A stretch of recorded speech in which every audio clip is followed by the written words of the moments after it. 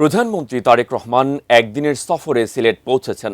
সকাল 10টার দিকে তাকে বহনকারী ফ্লাইটটি সিলেটে অবতরণ করে। সিলেটে প্রচণ্ড বৃষ্টির মধ্যেই প্রধানমন্ত্রী হযরত শাহজালাল রহমাতুল্লাহের মাজার জিয়ারতের মধ্য দিয়ে দিনের কর্মসূচি শুরু করেন।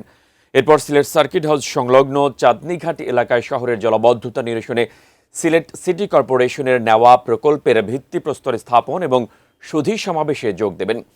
দুপুরের পর সিলেট জেলার সদর উপজেলার কাশীপুর ইউনিয়নের বাইশা নদী পুনঃখনন কর্মসূচির উদ্বোধন করবেন প্রধানমন্ত্রী।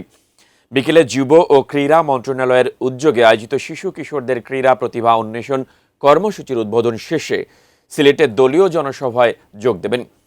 এর আগে সকালে স্ত্রী ডাক্তার জুবাইদা রহমানকে সঙ্গে নিয়ে সিলেটের উদ্দেশ্যে হযরত শাহজালাল আন্তর্জাতিক বিমানবন্দর থেকে ঢাকা ছাড়েন।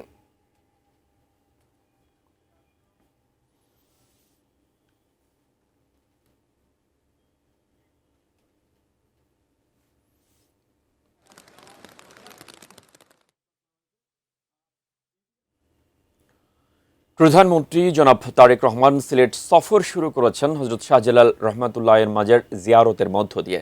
এরপর সিলেট সিটি কর্পোরেশনের আয়োজনে সুধী সমাবেশে যোগ দেবেন তিনি। সেখানে আছেন সহকর্মী আমিনুল ইসলাম। বিস্তারিত জানতে যুক্ত হচ্ছি তার সঙ্গে। আমিনুল, মাননীয় প্রধানমন্ত্রীর সিলেট সফরের নানা কর্মসূচি সম্পর্কে আমাদের জানাবেন।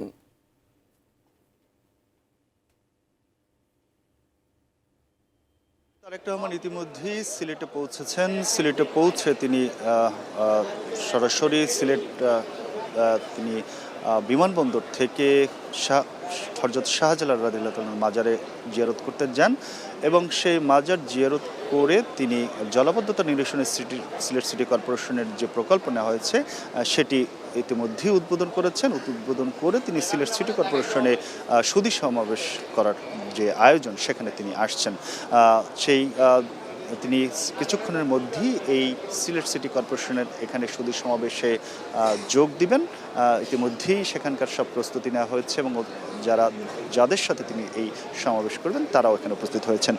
আমরা জানি আজ সকাল 10টায় তিনি সিলেট ওসমানী আন্তর্জাতিক বিমানবন্দরে এসে পৌঁছান। তার সঙ্গে তার সহধর্মিণী ডাক্তার জুবাইদা রহমান রয়েছেন, যিনি এই সিলেটেরই মেয়ে। তিনিও তার সঙ্গে রয়েছেন এবং তারা একসাথে সেই ওসমানী আন্তর্জাতিক বিমানবন্দর থেকে শাহজালাল রাদিয়াল্লাহু তাআলার মাজারে যান এবং সেখানে জিয়ারত শেষে জলাবদ্ধতা নিরসন প্রকল্পের জন্য সিলেট সার্কিট হাউসের সামনে সেখানে সিটি কর্পোরেশনের যে প্রকল্প উদ্বোধন সেটি ইতিমধ্যেই সম্পূর্ণ হয়েছে। সেটি শেষ করে শুধু সমাবেশে আসবেন। এরপরে এখান থেকে যাবেন খাল পুনঃখনন কর্মসূচি যেটা সেখানে। তারপরে বিকেলে রয়েছে স্টেডিয়ামে, সেই স্টেডিয়ামে নতুন কুড়িয়া স্পোর্টস নামের যে নতুন উদ্যোগ নিচ্ছে সরকার ক্রীড়াক্ষেত্রে সেটির উদ্বোধন। তারপরে দলীয় নেতাকর্মীদের সাথে মত বিনিময়ের পরে তিনি ঢাকার উদ্দেশ্যে রওনা করবেন। বিরূপ আবহাওয়া আজকে সিলেটে আমরা দেখেছি, মুষলধারে বৃষ্টি হচ্ছে। সেই মুষলধারে বৃষ্টির মধ্যেও প্রধানমন্ত্রী তার সফরসূচি অনুযায়ী সেই সময় ধরে তিনি সিলেটে এসে পৌঁছেছেন এবং সিলেটে এই বৃষ্টির মধ্যেই তিনি তার যে কর্মসূচিগুলো নির্ধারণ করা ছিল সেই নির্ধারিত কর্মসূচির একটি সম্পূর্ণ করছেন। ইতিমধ্যেই প্রথম দুটি কর্মসূচি শেষ হয়েছে, তৃতীয় কর্মসূচিতে তিনি আসছেন এবং তৃতীয় কর্মসূচির পরে তিনি খাল পুনঃখনন চতুর্থ কর্মসূচি সেখানে যাবেন এবং বিকাল 3টায় রয়েছে সেই নতুন করে স্পোর্টসের আয়োজন।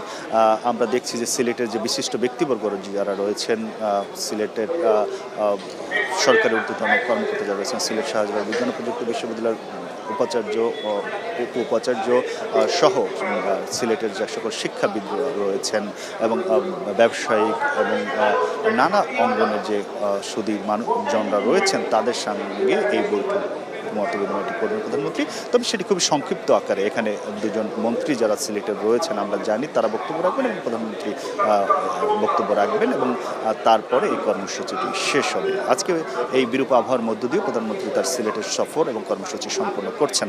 কিছুক্ষণের মধ্যেই এই সুধী সমাবেশটি অনুষ্ঠিত হবে। তো এই ছিল আমার কাছে সিলেট থেকে প্রধানমন্ত্রী তারেক রহমানের যে কর্মসূচি আজকে চলমান রয়েছে তার।